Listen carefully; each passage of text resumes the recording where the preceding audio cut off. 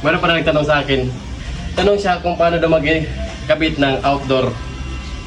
Paano daw isabit to? Siyempre mga baguhan yung mga ganyan. Itatanong kung alam na yan. Hindi na magtatanong yan. Turuan ko siya. Yan naman. Mag-outdoor siyempre. Yung iba kanya-kanya diskarte.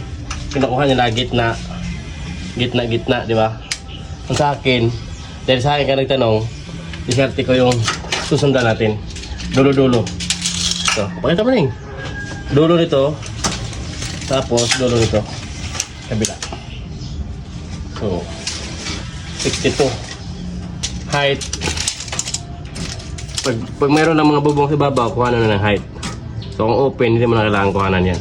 So ngayon, pagpunta mo sa outdoor yan, siyempre guhitan mo na yung dulo-dulo. Ayan o, diba? Yan yung dulo-dulo nung paanong outdoor.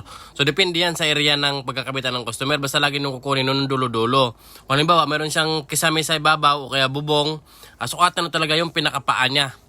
Ayan o, ginuhitan ko. Yan, dyan papatong aircon, diba?